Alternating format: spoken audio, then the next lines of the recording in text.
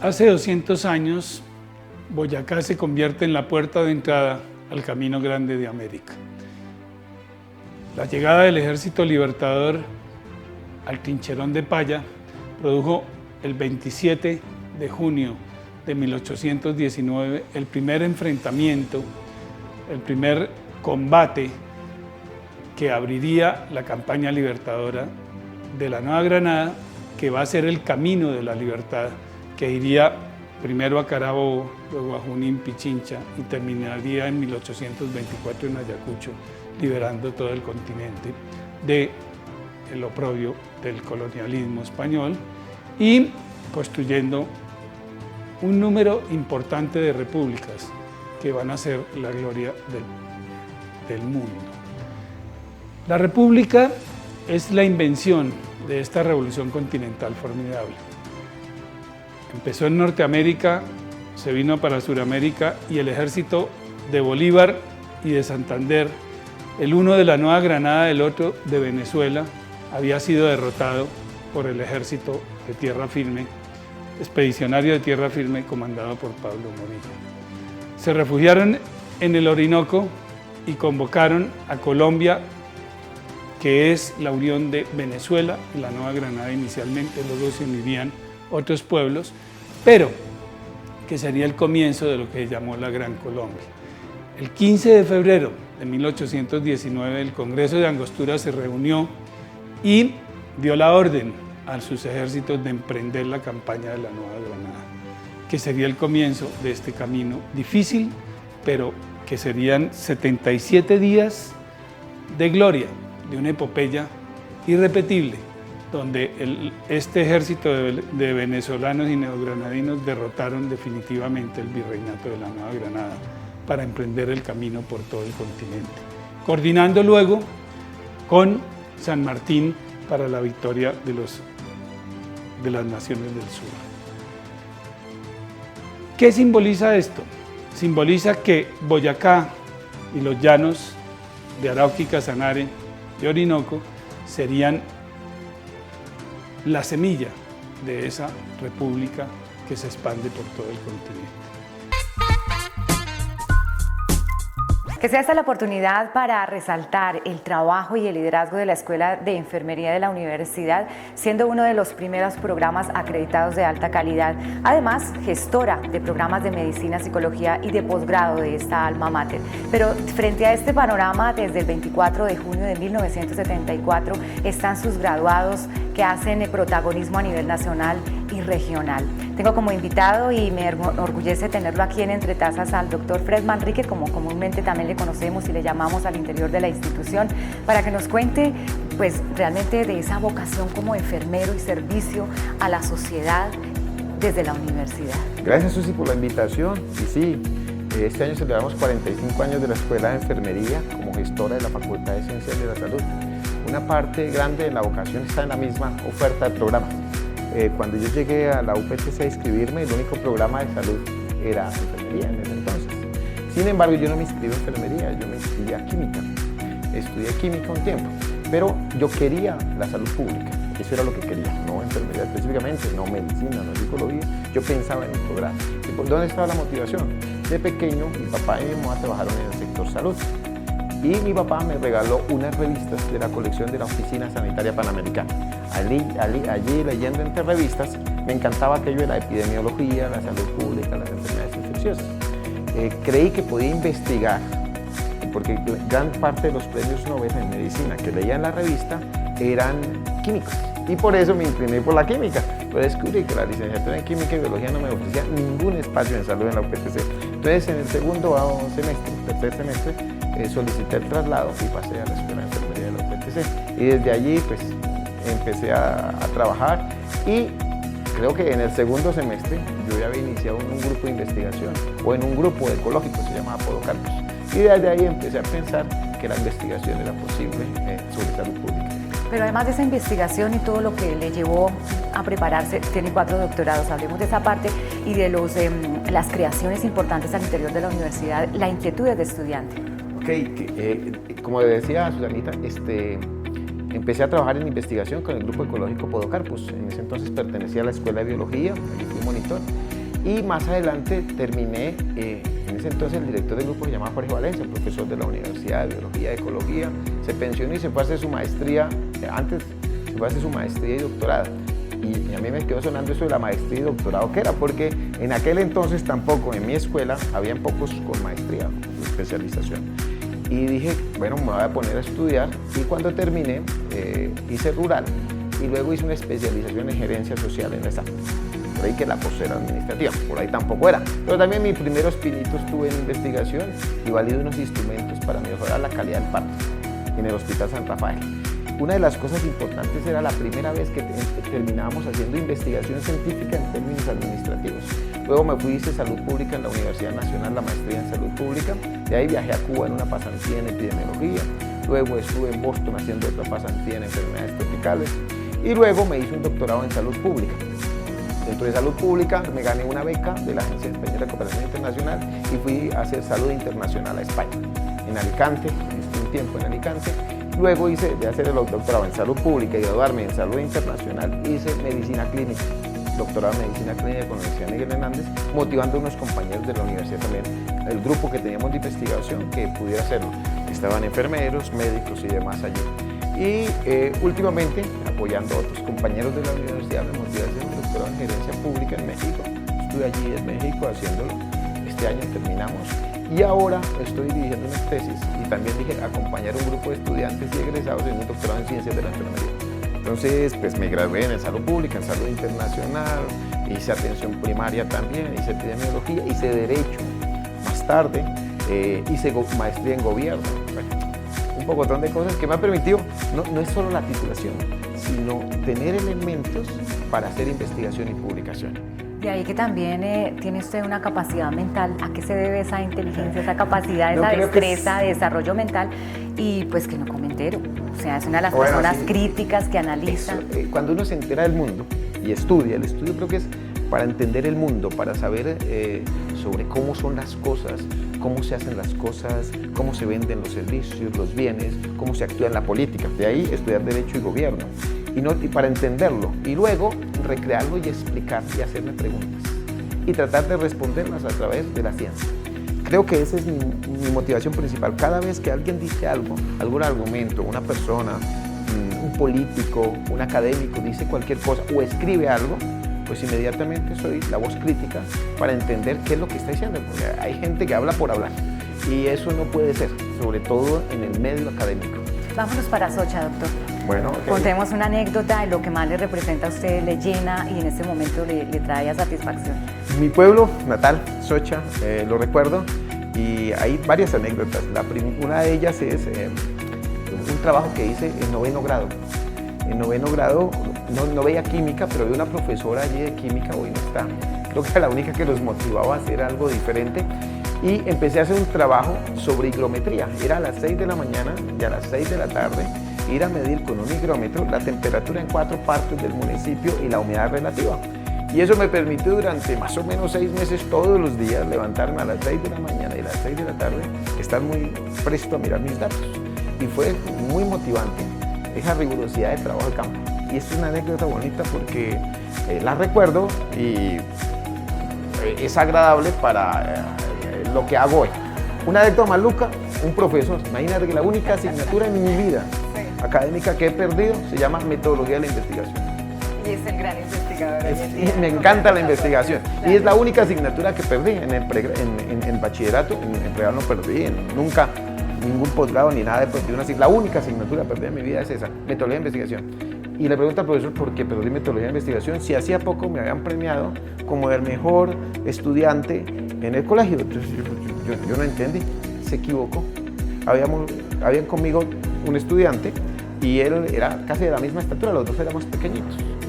Y él se confundió, creo que yo era el otro estudiante y me colocó la nota de él. Nunca la corrigió. ¿Qué le disgusta? Me disgustan muchas cosas, las inequidades, me disgusta la desigualdad, me disgusta que la gente no cumpla las normas, me disgusta que la gente no tenga esa cultura de convivencia, me disgusta que la gente se crea más de lo que no es, me disgusta que la gente se invente cosas, me disgusta que la gente que le llamen, por decir, doctor y que no lo sea, lo acepte. O sea, si a mí me dicen arquitecto, yo le digo, discúlpame, yo no soy arquitecto, y lo diría con toda la decencia. Pero la gente le dicen ingeniero, y digo, sí, yo soy ingeniero. Le dicen que yo soy arquitecto. ¿Y ahora qué le gusta? ¿Qué es lo que más le gusta? Que le aplaudan también. No, lo que me gusta y mi hobby fundamental es la escritura, la lectura y la escritura. Y me encanta cuando la gente me lee y me escribe. Y me dice, oiga, qué bueno lo que has dicho, qué interesante, me sirvió para mi tesis, préstame ese instrumento, ¿puedo recibir una asesoría tuya? Y yo digo, abierto a todo el mundo. Siempre han llegado a mi oficina cualquier persona, matriculado o no. Doctor, ¿qué le preocupa a usted dentro de su desempeño como enfermero en situación de la salud de los colombianos, los boyacenses? Hay un problema en la enfermería, es que a pesar de todo que la enfermería estudia, que la enfermería tiene especialidades, tiene maestrías, tiene doctores, no hay remuneración para ellos, específicamente en la práctica clínica y comunitaria. Hoy hay un mejor nivel salarial en la práctica comunitaria. Hay mucho que contribuir, sin embargo los presupuestos se dilatan en otras cosas. Hay muchas cosas que podrían hacer, sobre todo la salud comunitaria, en la atención primaria, en el trabajo directo con la gente, en el campo, en el área rural, en la ciudad también, en las zonas marginadas, pero no hay presupuestos para hacer atención primaria. Creo que es una de las debilidades, no de enfermería, sino del sistema de salud. Y me preocupa que no tome riendas el sistema de salud para invertir más en la atención primaria. Bueno, podemos decir que vivimos por la UPTC. ¿Usted qué opina? Y yo le quiero hacer, pues, de esta calcomanía un recordatorio. Yo vivo por la de UPTC, vivo en la UPTC, quiero la UPTC y me parece genial, de corazón, estar en la UPTC, porque es mi alma mater. Mi pregrado lo hice acá y bueno, mi vida laboral ha permanecido bastante tiempo en estos aulas. Además, pues hemos contribuido con el nombre de la UPTC en las bases de datos, porque queremos llevarla y que sea grande y que siga estando en los mejores rangos. Muchísimas gracias por estar aquí y compartir este bello momento. Entre tazas. Estamos en el área de reserva arqueológica del Museo Arqueológico de Tunja de la UPTC. Esta es un área que conserva todos los materiales que han sido encontrados dentro de las excavaciones realizadas desde 1937 en el predio donde hoy funciona la sede central de la UPTC Tunja. En esta área encontramos las vasijas que han sido encontradas como parte de ajuares funerarios, porque este sitio fue documentado por los españoles como el Cercado Grande de los Santuarios, es decir, como un sitio funerario especialmente donde venían a enterrar distintos personajes del altiplano. Existen distintas características de los enterramientos, no todos son iguales, no todos tienen las grandes cantidades de cerámica que uno quisiera encontrar. Hay algunos individuos que tienen 5 o 6 vasijas, hay otros que tienen un fragmento de cerámica en la cabeza o en la cola, y esas características han hecho que se generen unos procesos especiales de conservación de los materiales desde el 2017 y se consolide un nuevo museo arqueológico mucho más especializado en términos de investigación, para que la gente pueda venir a ampliar los estudios y entender las dinámicas prehispánicas que funcionaban en el altiplano. Es así como encontramos algunas copas, por ejemplo, y vasijas, que son insignia y símbolo del museo, ¿cierto? Entonces vamos a tener el personaje sentado en una vasija que es muy pequeña en relación a como uno las ve en las fotografías y en las imágenes, pero que van a ser sumamente importantes por el acabado y por, digamos que los diseños y la iconografía que tienen en las vasijas. Esto nos está hablando especialmente de procesos de jerarquización o de diferenciación social entre un individuo y otro. También vamos a encontrar algunos materiales asociados que están en las tumbas. Estos son collares que se han encontrado en la muela y algunas donaciones que nos han hecho estudiantes de la UPTC. Esta fue una donación de una estudiante de veterinaria de un pectoral de un ave que se encontró en Huicán. Es así como tenemos unas condiciones especiales para poder entender y manejar las colecciones diversas que tenemos en el museo. Esta es una colección de líticos, por ejemplo, que han sido entregadas a la universidad para su custodia y conservación. Tenemos también algunos volantes de uso que han sido encontrados dentro de la universidad y que dan cuenta de una especialización, por ejemplo, en el tejido en época prehispánica. Todas las colecciones están en estos estados de conservación. Hemos iniciado unos procesos mucho más estrictos para garantizar que no se deterioren y que los podamos mantener por mucho más tiempo y que podamos tener acceso también a su investigación. Eso que ha permitido consolidar una tenencia arqueológica. Nos certificaron la tenencia de 3.011 elementos arqueológicos que tiene el área de reserva arqueológica, y eso ayudó también a garantizar la recertificación del Ministerio de Cultura como entidad museal de la nación. Es una de las pocas universidades que tienen sitios arqueológicos, y no es la única en Colombia, la segunda en Latinoamérica. Bueno, estamos en el área de reserva etnográfica. Esta es una colección de las culturas vivas y la diferencia es la temporalidad. Entonces, en el área de reserva arqueológica, donde estábamos anteriormente, se encuentran piezas con dataciones que oscilan entre 2.000, 2.500 años antes del presente hasta 800 años después del presente, mientras que en esta área tenemos colecciones que están desde hace 50, 20, 10 años y que han sido recolectadas por los trabajos de investigación de las antiguas direcciones del Museo Arqueológico de Tunja. En esta área encontramos colecciones del Guainía, del Guaviare, del Amazonas, de Boyacá, de Santander, que nos permiten entender la configuración de técnicas prehispánicas y actuales en términos de cerámica, de textiles, de cestería y de tejidos. Esta área cuenta con una colección de más o menos 500 a 700 piezas, estamos terminando inventario, y hace parte de la colección del sistema de museos colombianos de CIMCO, porque ya está casi que a terminarse de registrar con el Ministerio de Cultura.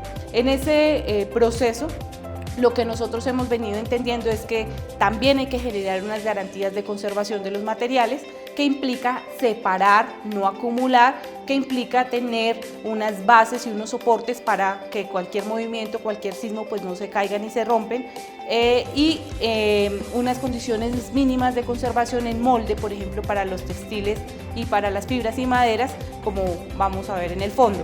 Esas características de conservación pues implican una necesidad de personal y de tiempo para hacer la limpieza y la catalogación de cada una de las piezas. La idea es que a futuro tengamos todas las piezas con fotografía, con un registro y con una disponibilidad vía web para que la gente tenga acceso a la colección desde cualquier parte del mundo.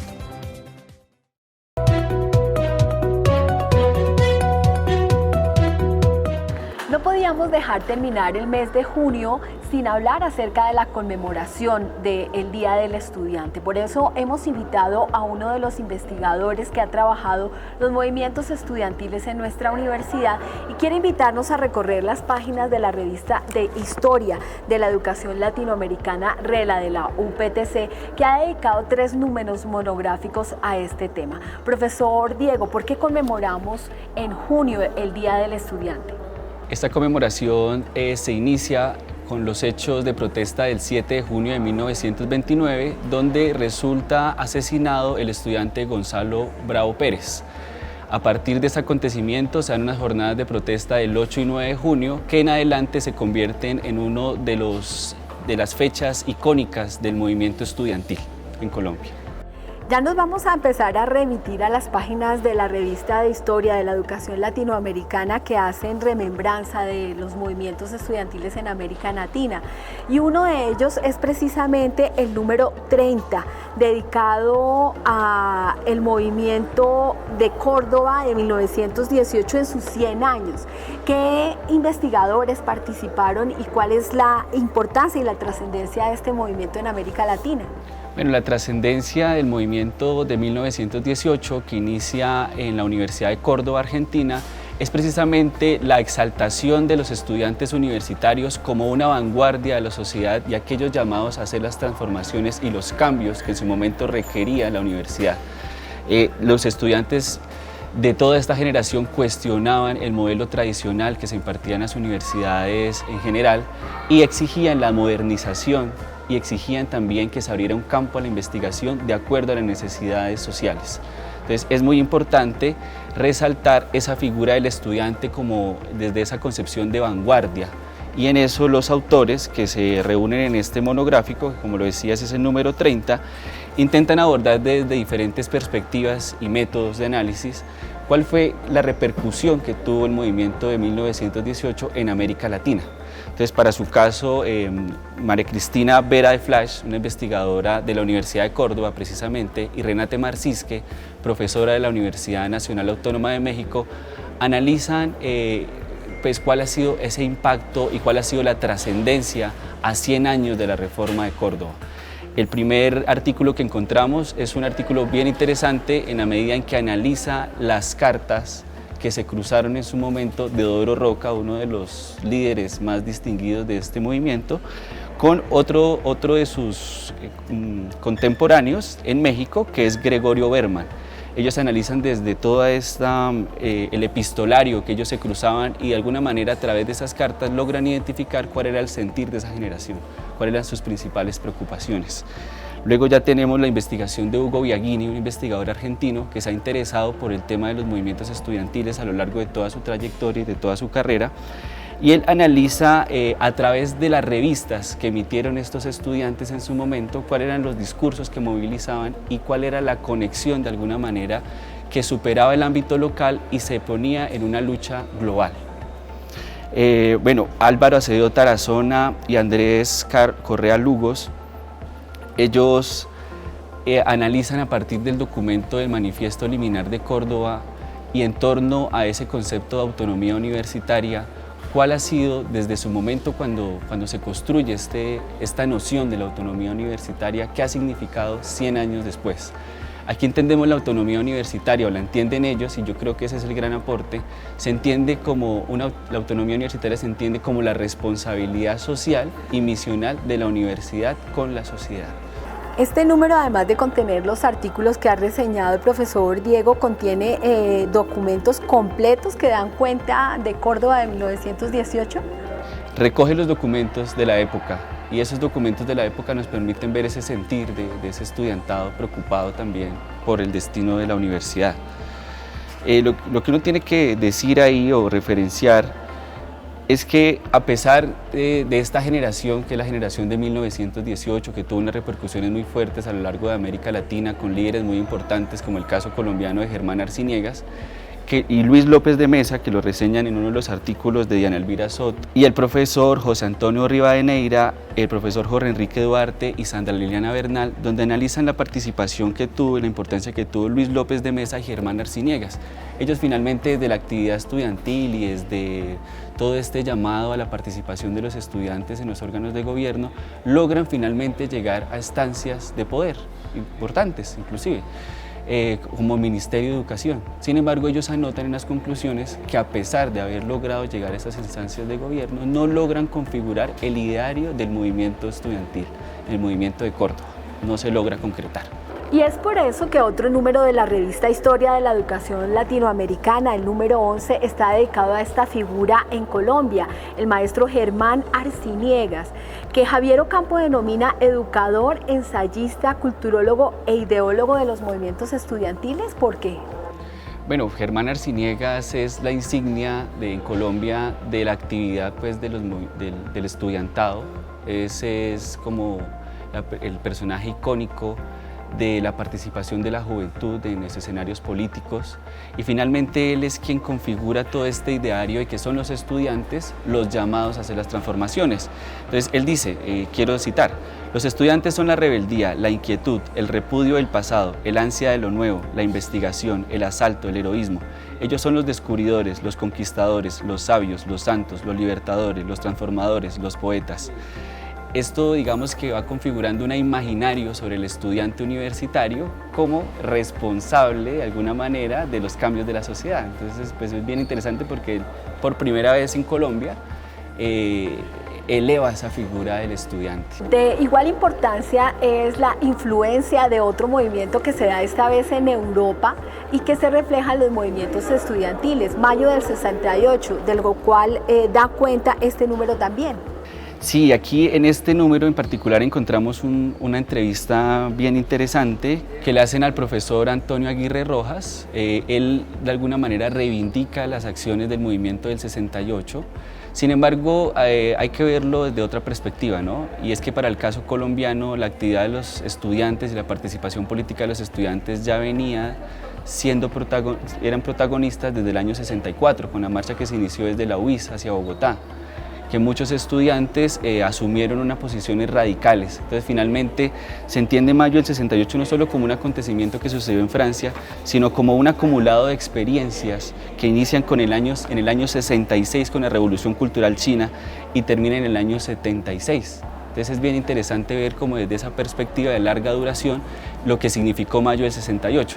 También hay que decir que sobre Mayo del 68 hay una ruptura frente a esta primera generación del movimiento estudiantil del 18, y es que aquí los estudiantes ya no se ubican en términos de ser una vanguardia, sino que se ubican junto a los movimientos sociales. Ya no son ellos quienes lo lideran, y no es esta figura del intelectual sabelo todo, por decirlo de algún modo, del intelectual que todo lo controla y todo lo maneja, sino que se baja a las luchas de los sectores populares. Entonces hay un cambio cualitativo en la figura del estudiante. El estudiante ya no es este intelectual de vanguardia, sino es uno más dentro de las luchas de los sectores sociales subalternos. Y este recorrido que hemos hecho por las páginas de la revista Historia de la Educación Latinoamericana concluye con el número 28 del año 2017, en donde se reseña esta vez los movimientos estudiantiles de 2011 en Colombia y en Chile. ¿Aportes de investigadores desde dónde, profesor Diego?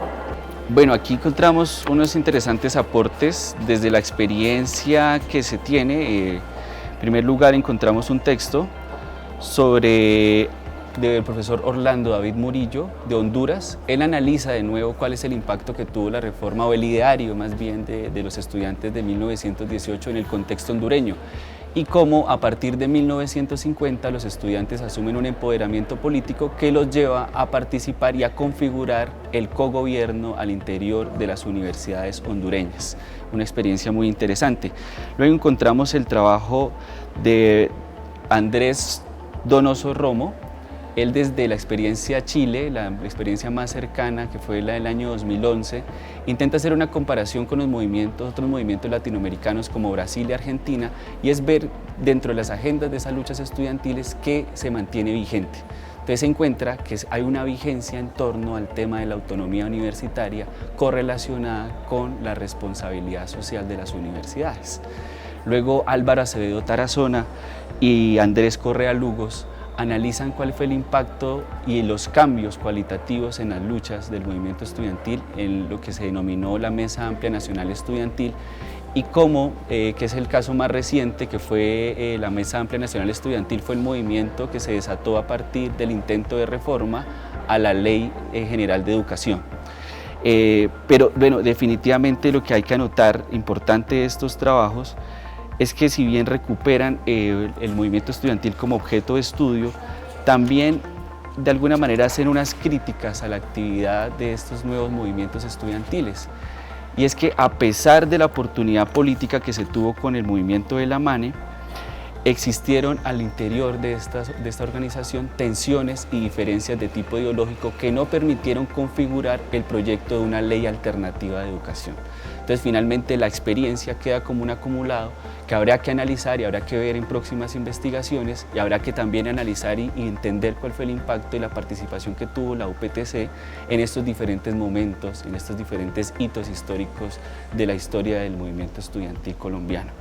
Él nos dice, y quiero citar: no obstante, líderes de las organizaciones manipularon este mecanismo para orientar la acción colectiva, argumentando la premura en la toma de decisiones para aprovechar las estructuras de oportunidad política. Entonces, este último movimiento estudiantil del año 2011 nos deja como experiencia que los estudiantes ya no son los estudiantes de la década del 60 y 70 con estos discursos políticos de alguna manera radicales y con estas posturas muy cercanas a las necesidades sociales, sino que ya se reivindica unas cuestiones mucho más locales. y se convierte de alguna manera, y por decirlo, por dejarlo ahí en el imaginario, se convierte, pareciera que el movimiento estudiantil y las luchas estudiantiles se convierten en una plataforma política para la configuración de nuevos líderes dentro de las estructuras tradicionales de la política. Así hemos conmemorado el Día Internacional del Estudiante, invitando a conocer la revista Historia de la Educación Latinoamericana en sus números monográficos dedicados a este importante tema, los movimientos estudiantiles en América Latina y en Colombia.